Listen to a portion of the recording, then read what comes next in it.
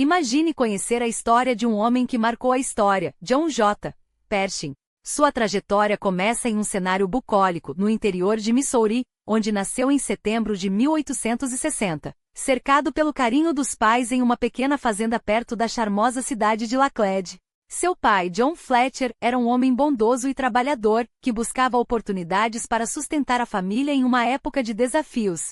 As raízes da família Pershing remontam a uma região disputada entre França e Alemanha, a Alsácia. Seu bisavô, Frederic Fersen, nasceu sob domínio francês, mas a família imigrou para a Pensilvânia em 1749, onde adaptou o sobrenome para Pershing. Essa mistura de culturas e tradições moldou o destino de John desde cedo. O contexto histórico era turbulento.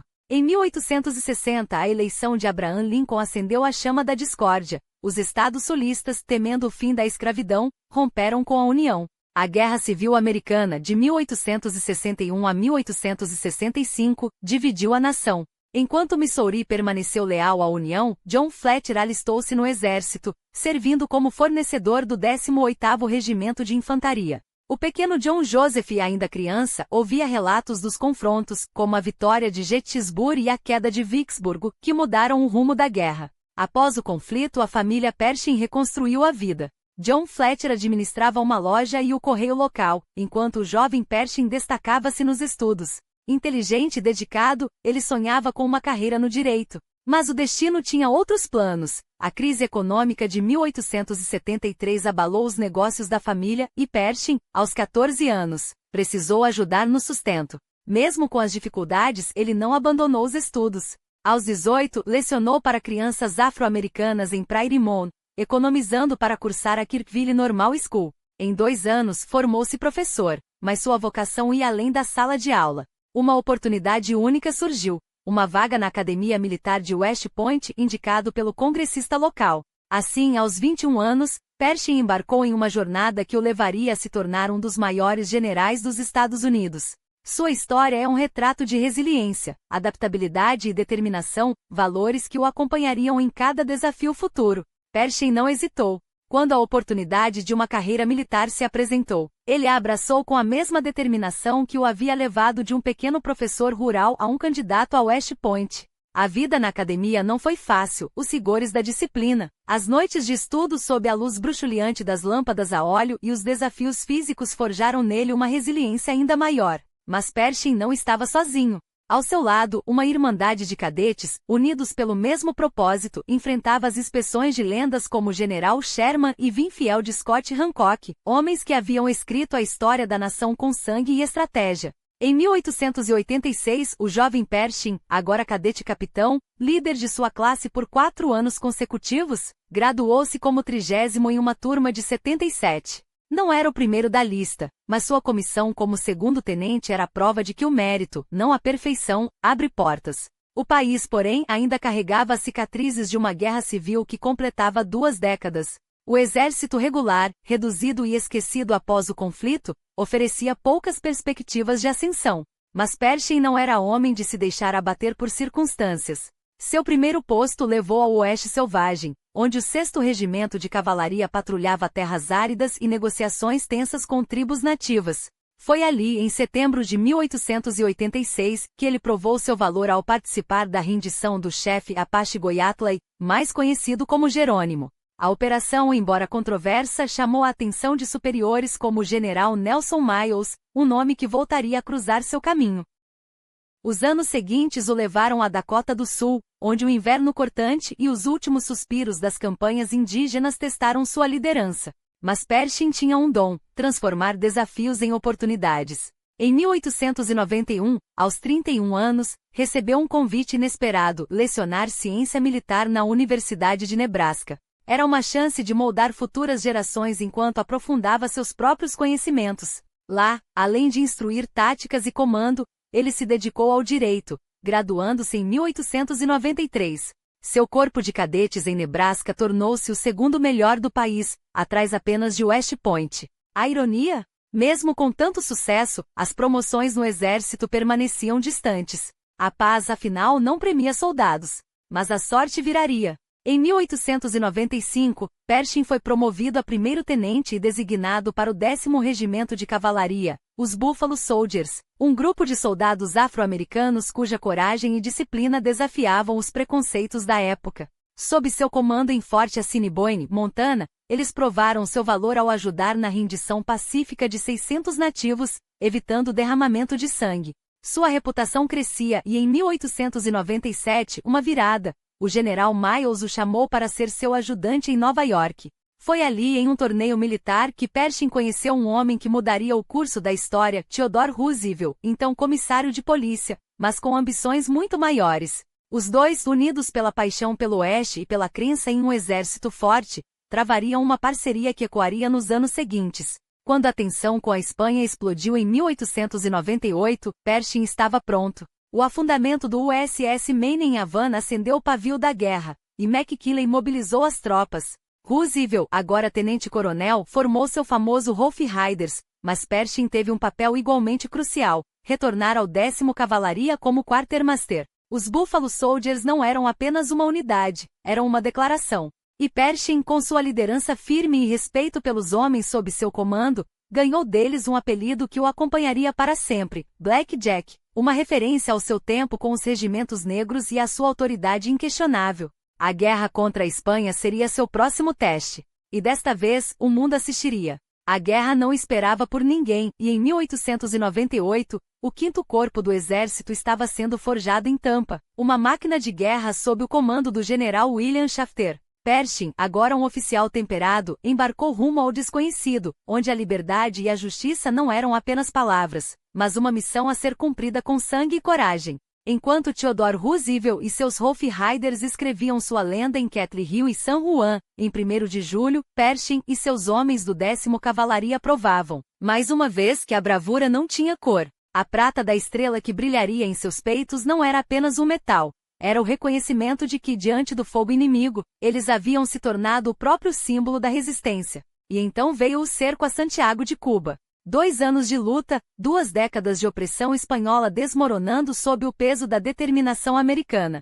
Quando a bandeira branca foi hasteada em 1898, não foi apenas uma rendição, e foi o nascer de um novo capítulo. Os Estados Unidos, agora uma potência ascendente, estendiam suas mãos sobre territórios que outrora pertenceram a Madrid, Porto Rico, Guam, as Filipinas. E Cuba, finalmente livre, embora sob a sombra de um novo protetorado. Mas a vitória tinha seu preço. A desorganização logística em Tampa expôs falhas que ecoaram até Washington, custando o cargo ao secretário da guerra, Russell Alger. Em seu lugar, assumiria Elihu Root, um estrategista que entendia, para governar um império em expansão, era preciso ordem. E Pershing? O destino o reservava para algo maior. Em 1899, ele foi enviado às Filipinas, não como conquistador, mas como pacificador, uma missão quase impossível em terras onde os moros de Mindanao e Jolo resistiam com a ferocidade de quem defende sua fé e sua terra. Promovido a capitão, Pershing não chegou com canhões, mas com uma estratégia, ganhar a confiança dos chefes locais. Em Legazpi, ele provou que a diplomacia poderia ser tão afiada quanto uma baioneta. Os moros, guerreiros indomáveis, viram nele não um invasor, mas um homem de palavra. Quando a paz foi selada, não foi por submissão, mas por respeito mútuo, um feito que chamaria a atenção até do próprio William Howard Taft, então governador das Filipinas e futuro presidente. Enquanto isso, em Washington, Roosevelt reorganizava o exército. O antigo sistema, lento e burocrático, dava lugar a um Estado-Maior moderno, eficiente. E Pershing? Seu nome estava na lista dos escolhidos. Em 1903, o presidente, com sua visão aguçada, ignorou as patentes e promoveu-o diretamente de capitão a coronel, um salto sem precedentes. Um reconhecimento de que o mérito, não a antiguidade, deveria ditar o futuro das Forças Armadas. O Congresso resistiu, mas Roosevelt não cedeu. Pershing era o futuro, e o futuro não esperava por comissões hesitantes. Em 1904, ele foi designado para o Sudoeste, onde o território de Oklahoma ainda fervilhava com tensões. Mas seu verdadeiro teste viria no ano seguinte, quando o mundo voltou seus olhos para a Manchúria. Lá, o Império Russo e o Japão travavam uma guerra que redefiniria o equilíbrio de poder na Ásia. Pershing, agora um observador militar, embarcou para o fronte não como espectador, mas como estudante da arte da guerra moderna. acompanhando o primeiro exército japonês sob o comando do general Kuroki Tamemoto. Ele viu de perto como tropas disciplinadas e táticas inovadoras podiam quebrar exércitos considerados invencíveis. Em março de 1905, ele estava nas linhas de frente durante a Batalha de Mukin, onde o frio cortante e a neve não eram tão implacáveis quanto o avanço japonês. Depois veio a queda de Port Arthur, um golpe estratégico que abalou São Petersburgo. E quando a frota russa foi aniquilada em Tsushima em maio, ficou claro: o século XX pertencia àqueles que ousavam inovar. Pershing anotou tudo: os erros, os acertos, a logística que sustentava vitórias e derrotas. Mesmo sob condições precárias, com suprimentos escassos e um inverno que não perdoava, ele aprendeu o que poucos americanos compreendiam. A guerra não era mais sobre cavalarias heroicas, mas sobre inteligência, rapidez e uma máquina militar bem oleada. E então, em setembro, veio a paz. Mediado por Roosevelt, o Tratado de Portsmouth encerrou o conflito, mas as lições de Pershing apenas começavam. Ele voltou aos Estados Unidos não apenas como um oficial condecorado, mas como um homem que havia visto o futuro da guerra e estava determinado a prepará-la. Sua mente, agora afiada pelas batalhas da Manchúria, já esboçava o exército que os Estados Unidos precisariam ter. Um exército pronto para o século que se anunciava. Um exército que, sob seu comando, mudaria a história. Eis que o destino, como se movido por uma mão invisível, tece os fios da história ao redor de Pershing com precisão cirúrgica. A promoção a brigadeiro-general, selada pelo próprio Theodore Roosevelt, não era apenas um reconhecimento, era um chamado. O homem que havia decifrado os segredos da guerra moderna nas estepes da Manchúria agora carregava nas costas o peso de um império em ascensão. Mas o destino, como sempre, tinha seus próprios planos. Em vez dos salões de poder em Washington, Pershing foi enviado de volta às Filipinas, não como um mero observador, mas como comandante da guarnição de Fort McKinley. 2 anos de sol escaldante e selva implacável, onde cada decisão era um teste de fogo. E então, como se o universo conspirasse para ampliá-lo ainda mais, Paris o aguardava, não como turista, mas como um estrategista enviado para decifrar os ventos de guerra que já sopravam sobre a Europa. Ele voltou aos Estados Unidos com um conhecimento que poucos possuíam: a guerra que viria não seria como as outras. Seria total. Mas a vida, em sua ironia cruel, lhe concedeu um respiro forçado.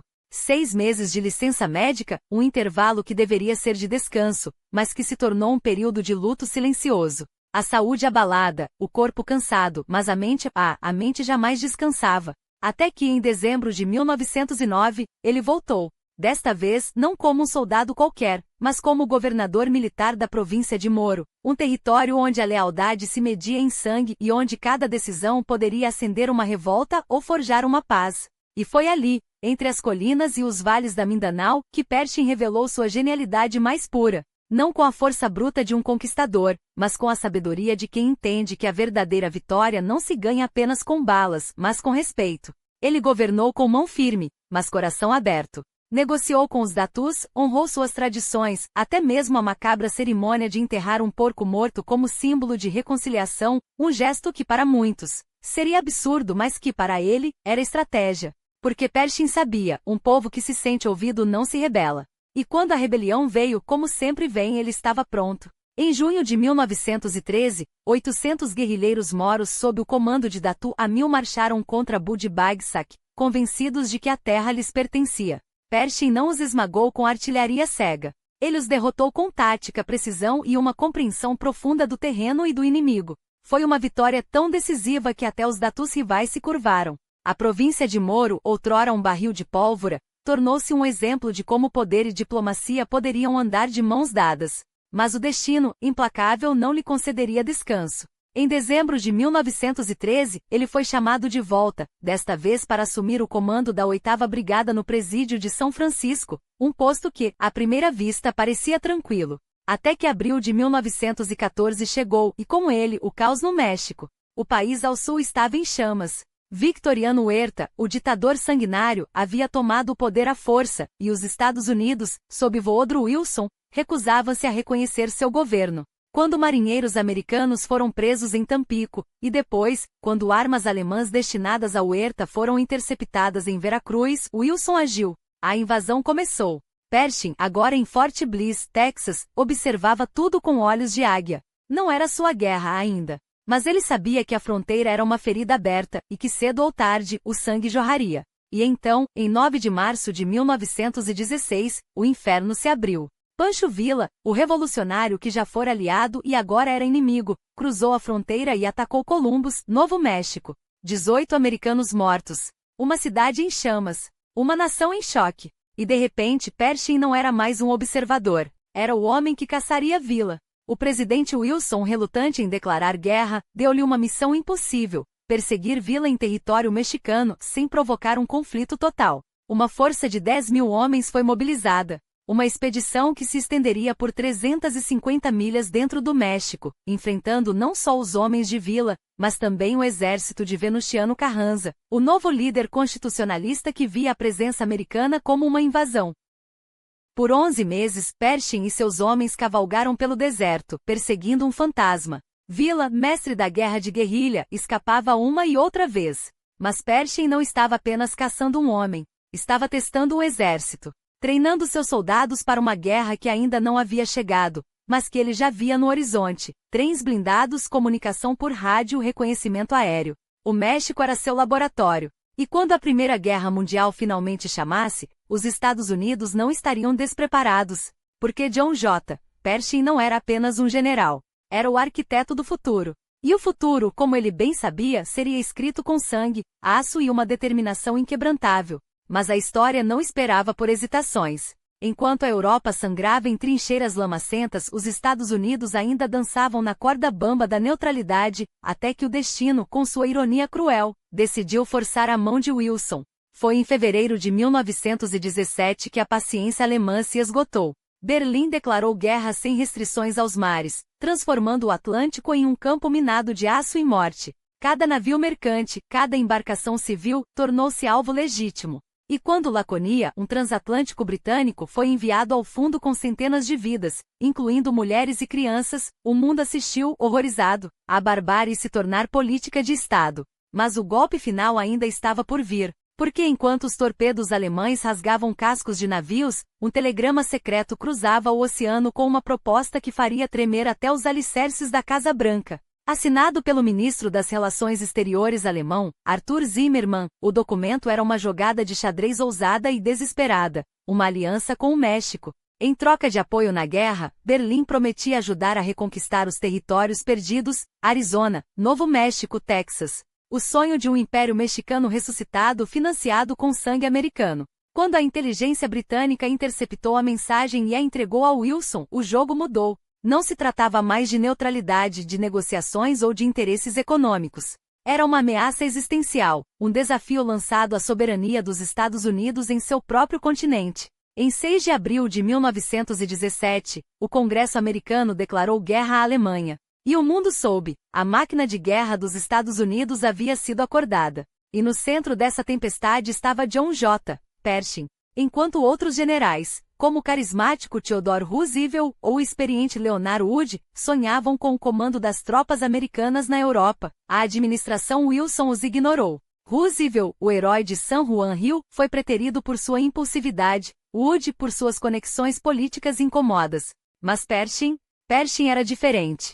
Era o homem que havia forjado um exército no deserto mexicano, que entendia a guerra moderna não como um duelo de cavalaria, mas como uma sinfonia de logística, fogo e movimento. Era o único que poderia transformar uma nação relutante em uma força implacável. Em maio, a ordem chegou: Pershing assumiria o comando da Força Expedicionária Americana. Não uma divisão simbólica, não um gesto político, um exército. E ele não partiria sozinho. Ao seu lado, escolheu a dedo seus oficiais, homens como o competente Major James G. Arbord, cuja lealdade não era a um partido, mas à missão. Enquanto os navios eram preparados e os soldados treinados em solo americano, Pershing já traçava sua estratégia. Não haveria pressa. Não haveria improviso. Os Estados Unidos chegariam à Europa não como reforços desesperados, mas como um martelo forjado na determinação de um povo que, uma vez provocado, não recuaria. Porque a guerra que se aproximava não seria ganha apenas com números. Seria ganha com precisão, com disciplina. Com a convicção inabalável de que, quando os americanos finalmente desembarcassem na França, o curso da história seria alterado para sempre. E Pershing sabia exatamente como fazer isso. Não bastava enviar homens. Era preciso enviar uma força que carregasse consigo não apenas armas, mas uma identidade. Uma marca inconfundível. Pershing não queria que seus soldados fossem diluídos nas trincheiras francesas ou britânicas como meros reforços anônimos. Ele exigia que o mundo soubesse, aqueles eram americanos. E quando os americanos chegassem, não viriam para se esconder atrás de linhas alheias, viriam para liderar. Foi com essa convicção que em 28 de maio de 1917, um pequeno mas determinante grupo de oficiais embarcou no RMS Baltic, um transatlântico que cortava as águas com a elegância de quem carrega o destino de uma nação. Não eram centenas. Não eram milhares.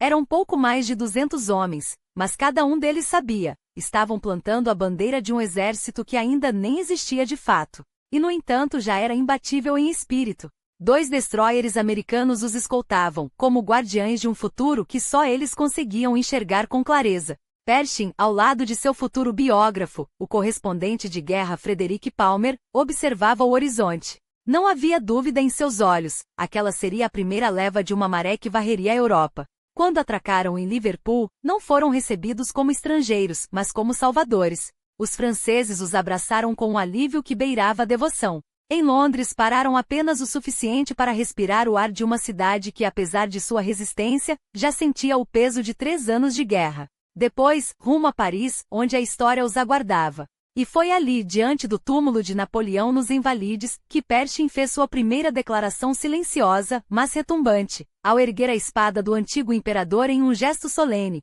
ele não apenas prestava homenagem ao passado, ele assumia o legado. Os lábios dos oficiais presentes mal conseguiram conter o orgulho. A mensagem era clara: os Estados Unidos não tinham vindo para participar da guerra. Tinham vindo para ganhá-la.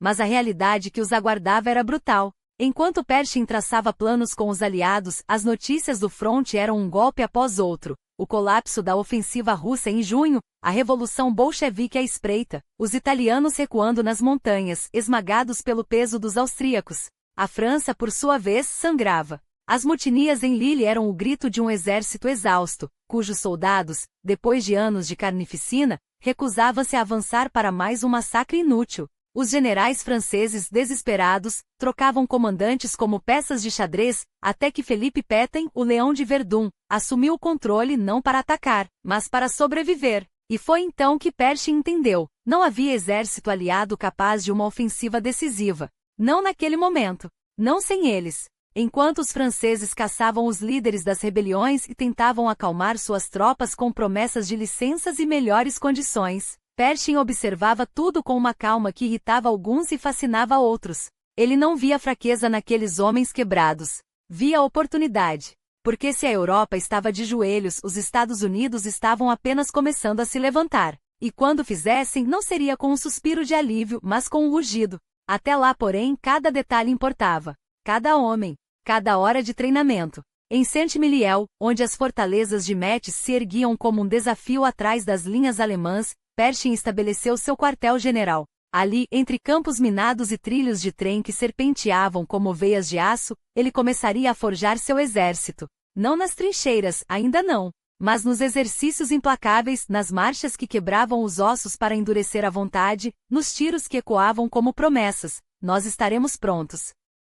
E quando, em 4 de julho, um batalhão do 16º Regimento de Infantaria desfilou pelas ruas de Paris, não foi apenas uma parada militar, foi um aviso. Os americanos marcharam até o túmulo de Lafayette, onde o capitão Charles Stanton, com a voz embargada, proclamou as palavras que ecoariam pela história: Lafayette, nós chegamos. Pershing, ao seu lado, não sorriu. Não precisava. Ele já via além daqueles instantes de glória passageira. Via os milhões de homens que ainda viriam. Via as fábricas americanas trabalhando sem parar, os navios cruzando o Atlântico em comboios intermináveis, os trilhos sendo estendidos até a própria fronteira com a Alemanha. Porque Pershing não lutava pela França. Não lutava pela Grã-Bretanha. Lutava pela América, e pela ideia de que quando uma nação decidia que era hora de agir, nem mesmo o inferno das trincheiras poderia detê-la. E o inferno, ele sabia, estava apenas começando. O verdadeiro poder não estava nos caminhões nem nas locomotivas, embora até eles, transformados em ambulâncias ou depósitos, servissem à máquina de guerra que Pershing construía com mão de ferro.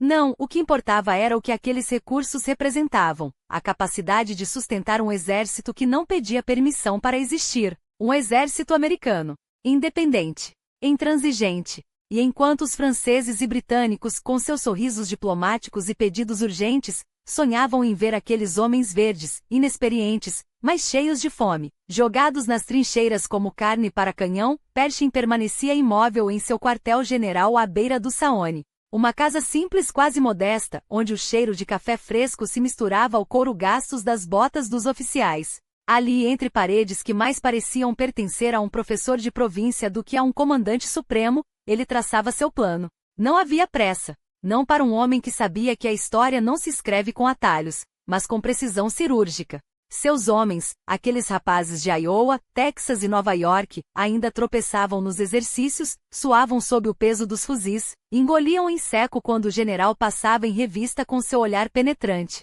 Mas Pershing não os via como recrutas. Via-os como a lâmina que ainda precisava ser afiada. Disciplina não é crueldade, repetia aos seus subordinados, enquanto os franceses torciam o nariz diante daqueles soldados que insistiam em marchar com passos demasiado largos, em responder com um Sir, yes, sir, demais. É o que nos separa do caos. E o caos, ele sabia, estava prestes a desabar sobre todos eles. Enquanto os aliados cochichavam nos corredores do poder, por que não os enviam já? Por que não os colocam sob nosso comando? Pershing mantinha os americanos nas regiões mais tranquilas da linha de frente. Lorraine, quietos setores onde o canhão trovejava apenas ao longe como um aviso. Ali, eles aprendiam. Ali, eles se tornavam soldados. Não peões no tabuleiro de Folk ou Aig, mas peças de um jogo muito maior. O da América que pela primeira vez estendia seus músculos além de suas próprias fronteiras. E então veio novembro de 1917, e com ele, o terremoto que abalaria a guerra. Lenin e seus bolcheviques arrancavam a Rússia do conflito como quem arranca uma band-aid podre. A paz de Brest-Litovsk não era apenas um tratado, era um convite. Um convite que a Alemanha aceitou com um sorriso carnívoro, liberando 500.000 de soldados para o fronte ocidental. 50 divisões frescas famintas, prontas para esmagar o que restava da resistência aliada. Os franceses tremeram. Os britânicos engoliram em seco. E em Washington, os políticos começavam a suar, imaginando o efeito que notícias de derrotas teriam nas ruas de Chicago ou Boston. Precisamos deles agora, clamavam os telegramas que chegavam à mesa de Pershing. Precisamos que eles segurem a linha. Mas Pershing não se movia. Porque ele não lutava pela França. Não lutava pela Grã-Bretanha. Lutava pela ideia de que, quando a América entrava em uma guerra, não o fazia como um servo, mas como um titã que ainda não havia mostrado sua força. E titãs, ele sabia, não se apressam. Enquanto o inverno de 1917 se transformava em um 1918 gélido e cheio de promessas sombrias, os navios americanos finalmente começaram a atracar aos milhares. 1 milhão de homens. Montanhas de munição. Uma enxurrada de aço e determinação que nem mesmo o Atlântico infestado de submarinos conseguiria conter. Os britânicos, desesperados, ofereceram treinar as divisões americanas. Os franceses, com um sorriso tenso, propuseram integrá-las a seus exércitos. Pershing ouviu tudo, anuiu educadamente. E então, com a calma de um homem que já havia visto o futuro, respondeu, não. Seus soldados treinariam sob comando americano. Lutariam como americanos. E quando a tempestade alemã finalmente arrebentasse, como ele sabia que arrebentaria, não seria a bandeira tricolor ou a Union Jack que acheariam na vitória. Seriam as estrelas e listras. E então, em março de 1918, o inferno desceu sobre a terra. Ludendorff, o estrategista alemão, lançou sua ofensiva de primavera com a fúria de um homem que sabe que está em sua última chance. Artilharia pesada reduzindo florestas a cinzas. Divisões inteiras avançando como uma maré negra sobre as linhas aliadas. Em Saint-Quentin, o 5º Exército Britânico, exausto, subnutrido, ainda se recuperando de Passchendaele, começou a ceder. As trincheiras queimavam. Os homens recuavam. E entre eles e o mar, uma brecha se abria, uma ferida aberta que, se não fosse estancada, drenaria a vida dos aliados em questão de dias. Foi então que os telefones tocaram em Chalmont. Foch, o recém-nomeado comandante supremo, não pedia. Exigia. Pershing, precisamos de suas tropas. Agora. Ou tudo está perdido. E pela primeira vez, o general americano hesitou. Não por medo. Não por dúvida. Mas porque no fundo, ele sabia, este era o momento em que a América deixaria de ser uma promessa e se tornaria uma força da natureza. Com um aceno, ele ordenou que a primeira divisão de infantaria, os Big Red One, os primeiros a pisar em solo francês, fosse enviada para o setor de Cantigny. Não como reforço. Não como reserva. Como a ponta de lança de algo muito maior. Diga a Foch que nós chegaremos, murmurou Pershing, enquanto seus oficiais saíam correndo para transmitir as ordens. E quando chegarmos não será para segurar a linha. Ele sorriu, um lampejo frio nos olhos cinzentos. Será para quebrá-la. O alvo não era apenas conter, era esmagar. Imagine o peso da história nas mãos de um homem quando ele empurra os britânicos até o mar. Os leões da Grã-Bretanha, ferozes mas exaustos, deixados para trás enquanto a maré da guerra se virava contra eles. E ali, ao longo do rio Lei, a resistência ainda respirava, fraca, mas teimosa. Era 2 de maio quando Pershing sentou-se à mesa com os homens que decidiam o destino da Europa. Foch, os primeiros ministros da Grã-Bretanha, França e Itália, e Lord Milner, o ministro da Guerra britânico, todos reunidos no Supreme War Council em Abbeville. O ar naquela sala era denso não com o perfume das flores francesas, mas com o suor do desespero. Os aliados olhavam para Pershing com olhos de quem já viu demais. Sem os americanos, a frente desmorona, murmuravam entre si. Mas o general não cedeu. Não era um homem de meias palavras nem de concessões vazias.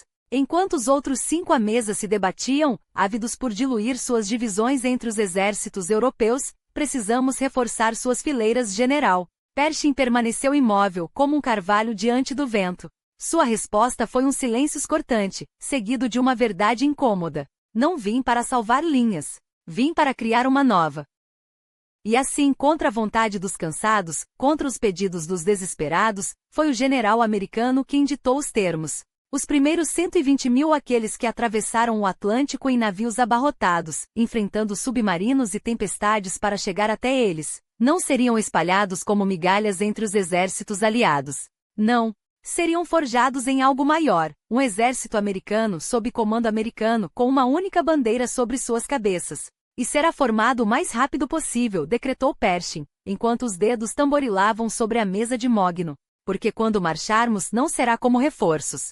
Será como donos do nosso próprio destino. Foch tentou argumentar. Os italianos clamavam, precisavam de um sinal, um regimento ao menos para levantar a moral. Pershing concordou. Um regimento. Não mais. Enquanto isso, nos portos franceses, os uniformes caqui começavam a inundar as docas, e seus oficiais finalmente recebiam o que tanto ansiavam, o comando do campo de batalha. Em maio, o chefe do Estado-Maior foi nomeado. Em maio, um brigadeiro dos fuzileiros navais assumiria sua posição. Em maio, o próprio MC Andrew, o estrategista que moldara gerações na General Staff College, seria substituído por Pershing, porque a guerra não esperava por burocratas. E então, os números começaram a falar por si. Até o fim de maio, 600.000 americanos pisavam em solo francês. Metade deles, prontos para a linha de frente. Não eram recrutas. Não eram voluntários ingênuos. Eram homens endurecidos pelo treinamento de Pershing, pela disciplina de ferro que ele exigia. Eles não sabem o que é recuar, diriam mais tarde os alemães, com um misto de respeito e terror. O primeiro teste veio em 28 de maio. Cantigny. O major-general Robert Bullard, um homem cujo bigode parecia esculpido em granito, recebeu a ordem: tome a vila. E segure. Não era um assalto qualquer, era um recado. E quando a primeira divisão, os mesmos Big Red One, que Pershing enviará como ponta de lança, avançaram sob fogo cerceador, eles não apenas capturaram Cantigny, eles a mantiveram. Contra 3 ofensivas alemãs. Contra ondas de homens determinados a arrancá-los dali. Mas os americanos cavaram trincheiras com os dentes, se necessário. E quando a poeira baixou, a vila era deles. Enquanto isso, ao norte, o pesadelo se aproximava. 300.000 alemães avançavam como uma maré negra sobre as linhas aliadas. Foch e Haig, os comandantes francês e britânico, trocavam olhares carregados de exaustão. A frente quebrava. Os alemães estavam às margens do Marne, mais perto de Paris do que em qualquer outro momento desde 1914. Os franceses, esgotados, jogavam suas últimas reservas no vazio. Os britânicos, sangrando há anos, mal conseguiam segurar suas próprias posições. E então Pershing moveu suas peças. Não como um aliado suplicante. Como um jogador que finalmente revela sua mão. A segunda divisão foi enviada. Depois, a terceira. Não como reforços dispersos, mas como mulo fechado, pronto para fechar a brecha que levava a Paris. Não vamos apenas defender, disse a um de seus generais, enquanto o mapa na parede mostrava a linha vermelha da derrota aliada se aproximando perigosamente da capital. Vamos mostrar a eles o que acontece quando se empurra um americano contra a parede. Os aliados pediram mais. 250.000 homens clamavam. Pershing ouviu, mas como sempre em seus próprios termos. Dos 250.000, 140.000 iriam para o fronte. Os demais? Equipamentos, suprimentos, a máquina de guerra que os Estados Unidos finalmente colocavam para funcionar. Não adianta enviar homens se não puderem lutar, rosnou. E meus homens lutam. Até que em Chantilly, a maré começou a virar. A segunda divisão, sob fogo cruzado, avançou através do bosque de Belial, um inferno de metralhadoras e granadas, onde cada árvore parecia gritar. Os alemães, confiantes, chamavam o local de a bolha. Pershing sorriu ao ouvir o relato. Então vamos furar essa bolha. E furaram. Até 26 de junho, a terceira ofensiva alemã, aquela que deveria esmagar os aliados de uma vez por todas, foi detida. Pela primeira vez na guerra, foram os americanos que seguraram a linha. Não os franceses. Não os britânicos. Homens que há poucos meses nem sequer haviam pisado na Europa. E quando os alemães recuaram, foi com a certeza de que algo havia mudado. Mas Pershing sabia, isso era só o começo. A ofensiva no Marne Salien se aproximava e os alemães exaustos estavam esticados como um elástico prestes a arrebentar. Foch, em um momento de euforia perigosa, quis jogar tudo de uma vez, 100 divisões americanas, espalhadas como sementes ao vento. Pershing recusou. Não vamos ganhar esta guerra com números. Vamos ganhá-la com um golpe. E então veio o plano. Um golpe não na frente, mas nos flancos. Não onde os alemães esperavam, mas onde doía mais. Em 18 de julho, as primeira e segunda divisões americanas avançariam pela floresta de Retz, cortando as linhas de suprimento inimigas. Ao mesmo tempo, a terceira divisão cruzaria o Marne em Château-Thierry, flanqueando o inimigo como um punhal nas costelas. Os alemães chamavam suas ofensivas de paz de vitória. Pershing chamaria a sua de o fim. E quando o sol nasceu em 14 de julho, dia da Bastilha, ironicamente, os canhões americanos rugiram. Não como um eco dos aliados. Como o trovejar de uma nova era. E aqui estava o golpe decisivo. A rota principal de suprimentos do Marne, a artéria que alimentava o exército alemão desde a própria Alemanha. Não era apenas uma estrada. Era o cordão umbilical da guerra deles e agora estava nas nossas mãos.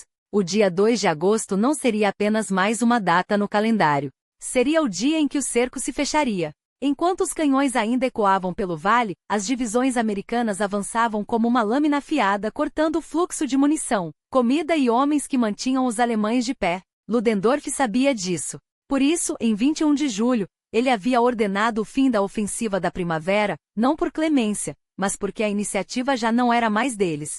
Agora pertencia a Foch, pertencia a Pershing, pertencia àqueles que, em vez de recuar, escolheram avançar. Os ingleses e franceses marchavam para se unir a Pershing, e o ar vibrava com uma energia que há meses não se via. Não era mais uma questão de se os aliados venceriam. Era uma questão de quando. E o general americano, com mais de 1 milhão de homens sob seu comando, não era apenas um líder. Era a encarnação da virada que o mundo esperava. Sob sua batuta, a França não era mais um campo de derrota, mas o palco de um contra-ataque implacável. Enquanto isso, no setor do Marne, o cerco se apertava. O I-Corpo, as lendárias primeira e segunda divisões, reforçadas por mais 4 brigadas, fechava o saliente como um punho de aço. Os franceses, lutando ombro a ombro, sabiam que aquele não era apenas mais um movimento tático. Era o início do fim. 10.000 soldados americanos chegavam a cada dia, e com eles, não apenas rifles e canhões, mas a promessa de que a maré havia virado. As linhas de suprimento, antes frágeis, agora pulsavam com eficiência mortal. Trem sobre trem descarregava munição em La Roelle, o porto que alimentava a máquina de guerra com carvão e óleo. Engenheiros trabalhavam sem descanso, estendendo trilhos, montando locomotivas, erguendo depósitos de artilharia. Não era logística. Era a arte da guerra em sua forma mais pura. E Pershing? Ele não comandava de um quartel-general distante. Estava na linha de frente, onde o cheiro de pólvora se misturava ao suor dos soldados. Onde os homens de Mississippi, negros e brancos, carregavam caixas de munição com as mesmas mãos que um dia segurarão arados.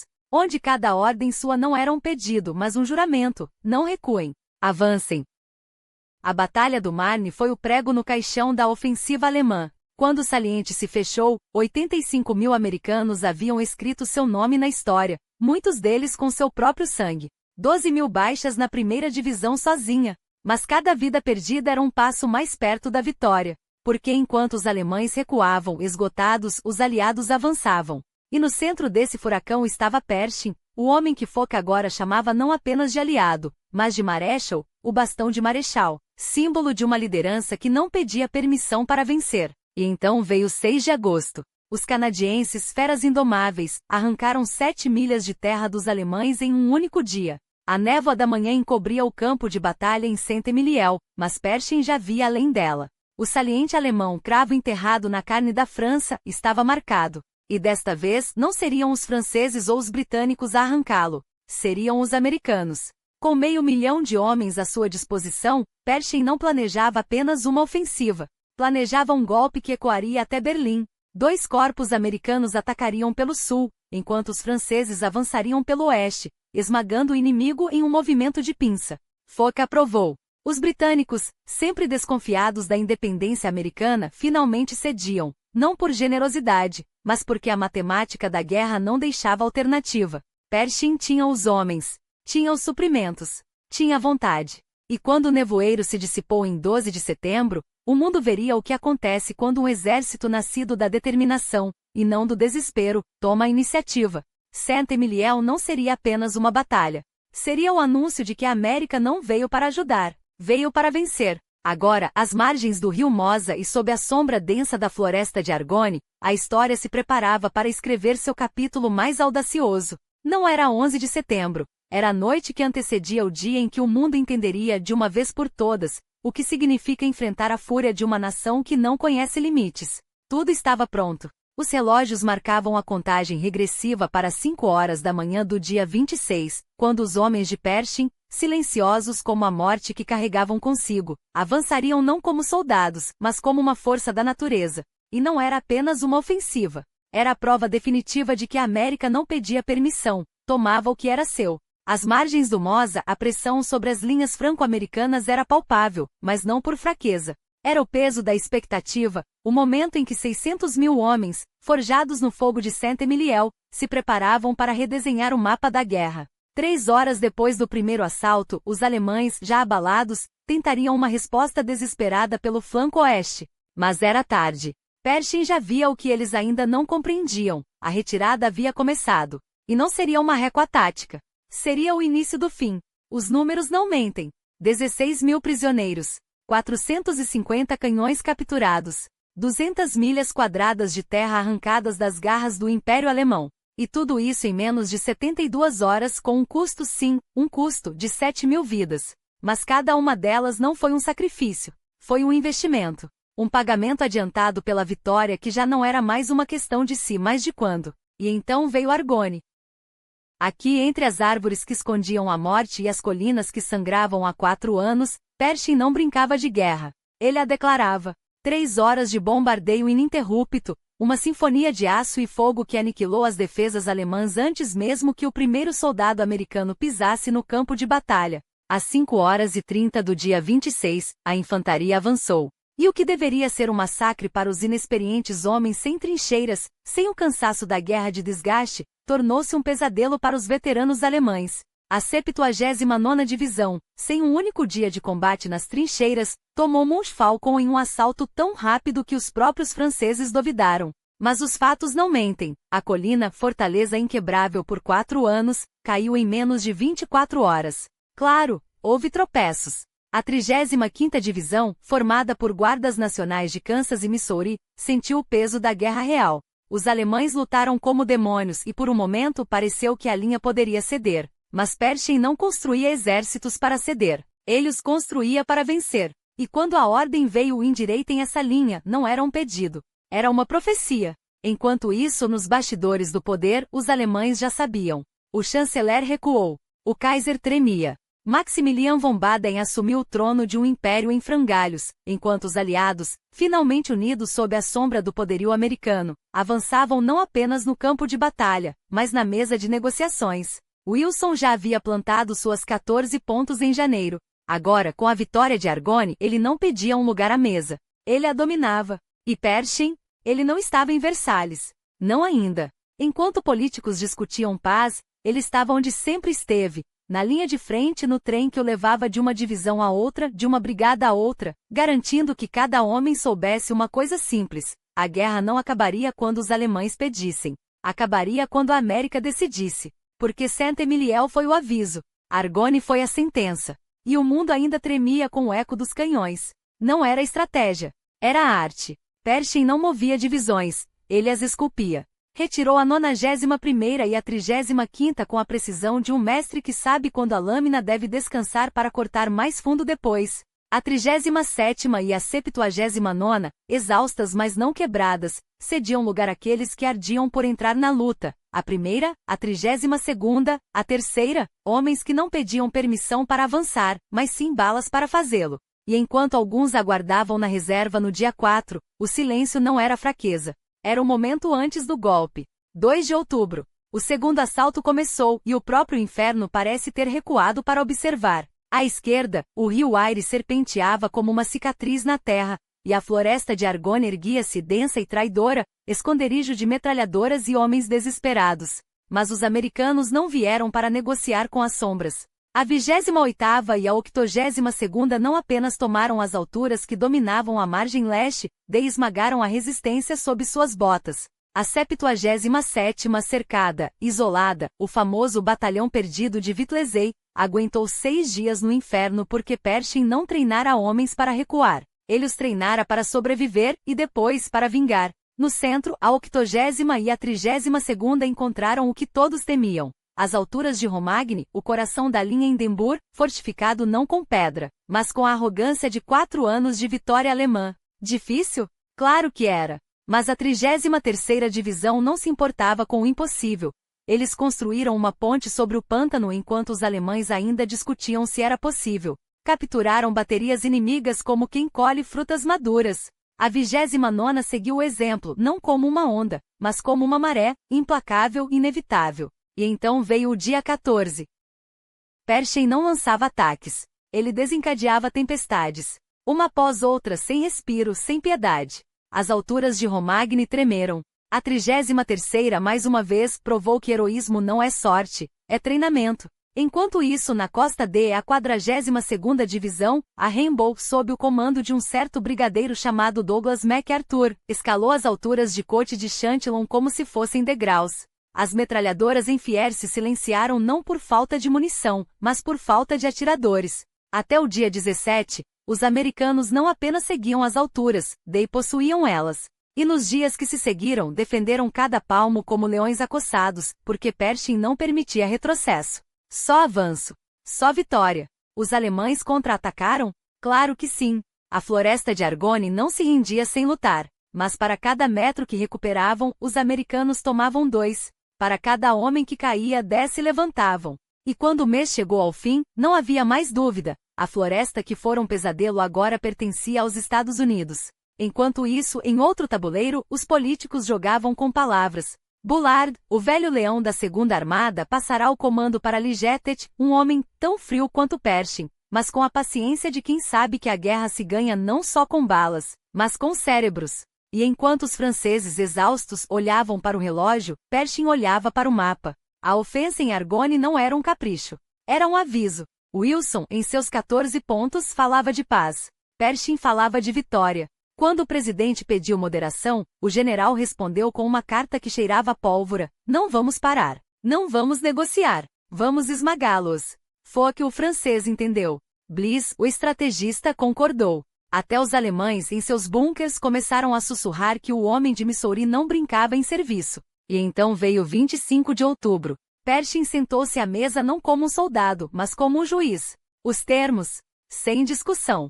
Rendição incondicional. O Reno como fronteira. Lorraine libertada. Submarinos alemães afundados ou entregues. Nada de armistício mole, nada de trégua para respirar. Se querem paz, que seja a nossa paz, disse sem sorrir. Wilson hesitou, até House, seu conselheiro, viu a lógica brutal daquilo. Os alemães, espremidos entre o martelo americano e a bigorna francesa, não tinham escolha. Mas Pershing não confia em escolhas.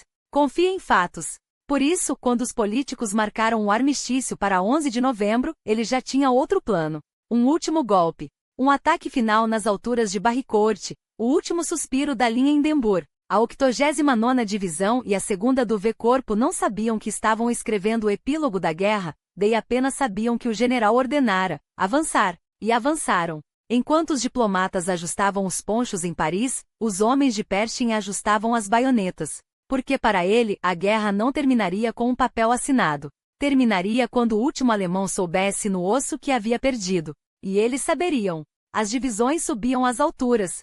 Não eram apenas homens marchando. Eram as garras de um plano implacável. A 89ª e a 2ª já haviam cravado suas bandeiras no solo inimigo, mas Pershing seguiu com a reserva, a 90ª, a 5ª Divisão, a artilharia e os céus dominados pelos aviões do V-Corpo. Não havia espaço para dúvidas. O terceiro corpo com a 80ª, a 77ª e a 78ª esmagaria o flanco leste, enquanto o I-Corpo blindava a esquerda como um muro de aço. E eles cumpriram.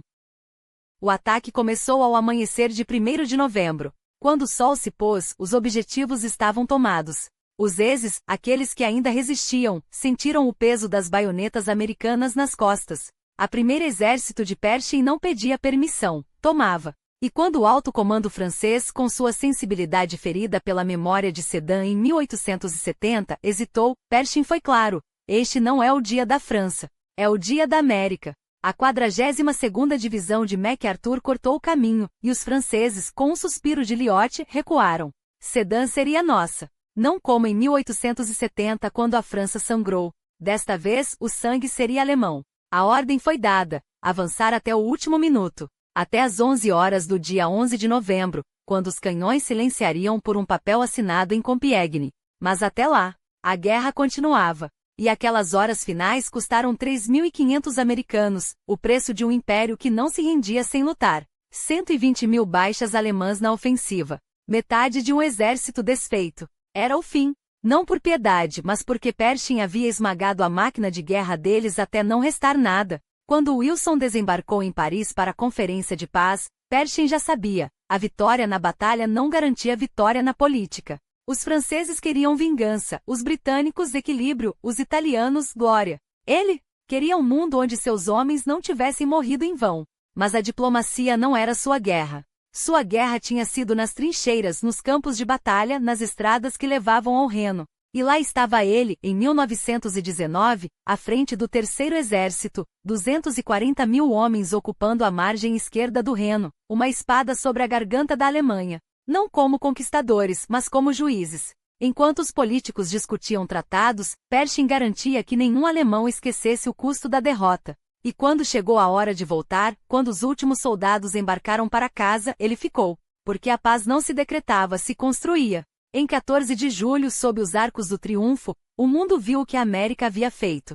Pershing à frente, os veteranos marchando, as bandeiras rasgadas pela metralha, mas intactas na honra. Triumph in the Art of War não era apenas um título, era um aviso. E quando o Congresso, em 1919, o elevou a general dos exércitos colocando-o ao lado de Washington e Grant, não foi por formalidade. Foi porque um homem havia levado um país de fazendeiros e operários a derrotar o maior exército da Europa. Podiam lhe oferecer a presidência em 1920. Ele recusou. Não por modéstia, mas porque sabia que alguns homens nascem para comandar exércitos, não nações. Wood e Hardin brigaram pelo cargo, Pershing preferiu ficar com seus soldados. E quando, em 1921, assumiu o comando do exército americano, sua missão era clara: preparar a nação para o que viria. Porque ele havia visto o futuro na lama das trincheiras. E então veio a prova. Em 1919, uma coluna de caminhões militares partiu de Washington rumo a São Francisco, 62 dias de estrada, poeira e quebras. Não era um exercício, era um veredicto. As estradas americanas não aguentariam uma guerra moderna. Pershing sabia. E quando o relatório chegou às mãos do Bureau of Public Roads, uma revolução começou. Porque o homem que venceu uma guerra não deixaria seu país perder a próxima por falta de asfalto. A história o lembraria como o general que venceu a Grande Guerra. Mas seu legado não estava nos campos de batalha, estava nas estradas que uniram uma nação, nos tratados que tentaram evitar outra carnificina, e na certeza de que, quando a América chamasse, seus soldados estariam prontos. Porque John J. Pershing não lutava por glória. Ele lutava para que seus homens nunca mais precisassem fazer o mesmo. Eis que a visão daquele que um dia comandou milhões se materializa nas linhas que cortam o continente. Não são apenas estradas, são as veias de uma nação que Pershing ajudou a forjar. As rotas prioritárias que você vê neste mapa foram traçadas por suas mãos, apresentadas ao Congresso em 1922 com a mesma precisão com que ele planejava ofensivas. Não era um simples plano de logística. Era um legado, um aviso, uma promessa de que quando a América precisasse marchar novamente, seus filhos não tropeçariam em lama e esquecimento. E quando o mundo ruiu em 1929, quando o crash de Wall Street engoliu sonhos e fortunas, Pershing não se curvou. Enquanto outros hesitaram, paralisados pelo pânico, ele lembrava: a América já havia se reconstruído antes. Dos escombros da Guerra Civil, das trincheiras da Europa. A crise era apenas outra batalha, e ele conhecia o terreno. Foi só na década de 1950 que o resto do país entrou em acordo com o que ele já sabia: sem estradas, não há progresso. Sem progresso não há vitória. E foi Eisenhower, seu discípulo, seu herdeiro, quem finalmente concretizou o que Pershing havia esboçado: um sistema de rodovias que uniria a nação não apenas em tempo de paz, mas para a próxima guerra. Porque a história não perdoa os despreparados. Mas Pershing não se contentava com asfalto e aço. Ele queria memória. Queria que os mortos falassem. Em 1921, em Kansas City, diante do Liberty Memorial, ele se encontrou com os fantasmas do passado: Marshall, Foch, os últimos gigantes da Grande Guerra. Não eram estátuas que ele buscava. Eram túmulos dignos. Monumentos que não mentissem sobre o custo da vitória. E assim nasceu a American Battle Monuments Commission, porque um homem que enterrou tantos soldados não podia suportar que seus ossos apodrecessem em valas anônimas. 13 monumentos. 8 cemitérios. Cada pedra, um nome. Cada nome, uma promessa quebrada pela guerra, mas honrada pela nação. A França se tornou sua segunda pátria. Todo verão ele voltava, não como turista, mas como guardião. Supervisionava a construção, ajustava os detalhes, como se cada coluna, cada arco, pudesse devolver um pouco da dignidade roubada pela metralhadora. Até Fuss, seu velho companheiro de armas, não viveu para ver o fim da obra. Mas Patton ainda estava lá em 1929, esperando o amigo como se o tempo não tivesse passado, como se a guerra não os tivesse envelhecido. E então veio 1931, My Experiences in the Old War. 2 volumes de memória e advertência. Não era um relato de glória, era um manual de sobrevivência. Ganhou Pulitzer, mas o verdadeiro prêmio foi o aviso que poucos ouviram: a Alemanha não estava derrotada, apenas adormecida. Quando os tambores de 1939 soaram, Pershing soube antes de todos que a tragédia se repetiria. Eles não foram forçados a se render incondicionalmente, murmurava, enquanto a Europa ardia novamente. E agora pagaremos o preço. Em junho de 1940, com a França de joelhos, ele escreveu a Patton, agora um general, agora um homem quebrado pela vergonha de assinar a rendição. Mantenha a dignidade, disse Pershing. A história julgará os vivos, não os mortos. Mas seu coração sangrava. A França que ele libertara agora se curvava a Hitler. Os mesmos campos onde seus homens caíram eram pisoteados por botas nazistas. E ainda assim, ele se levantou. Exigiu que a América acordasse. Deem armas à Grã-Bretanha, clamou. Ou o próximo cemitério será nosso. Até que dezembro de 1941 chegou. Pearl Harbor. O dia em que o mundo virou de cabeça para baixo. E Pershing, o velho leão, viu o passado se repetir como um pesadelo. Seus pensamentos voaram não só para as trincheiras da França, mas para as selvas das Filipinas, onde ele próprio havia lutado décadas antes. A guerra era um círculo. E seu filho, Francis Warren, agora estava na linha de frente. Normandia. O Elba. Cada despacho era uma faca. Cada vitória, um alívio amargo. Mas ele viveu para ver o fim. Para ver Eisenhower, seu protegido, comandando a maior invasão da história. Para ver Marshall, outro de seus homens, orquestrando a máquina de guerra desde Washington. Para ver Patton, o último dos cavaleiros da guerra, cortando a Europa como uma lâmina. E em dezembro de 1944, quando a América criou o posto de General of the Armies, acima até dos 5 estrelas, não foi por acaso que o primeiro nome foi o seu. Não por vaidade, mas porque quando a nação precisou de um símbolo, escolheu o homem que nunca deixou seus soldados para trás. E então, em maio de 1945, quando a Alemanha finalmente se rendeu, Pershing não comemorou. Ele se lembrou dos rostos que não voltaram, das cartas que nunca escreveu, da promessa que fizera a si mesmo em 1918, que nenhuma geração teria que repetir aquele sacrifício. Mas a história é implacável. E o velho general, com seus 84 anos e suas cicatrizes, sabia que a paz era apenas outro nome para a próxima guerra. Ele só esperava que desta vez a América estivesse pronta. Mas a história não espera por homens, nem mesmo por generais. Em maio de 1945, enquanto o mundo comemorava o fim de uma guerra que ceifou milhões, Pershing sofreu um derrame.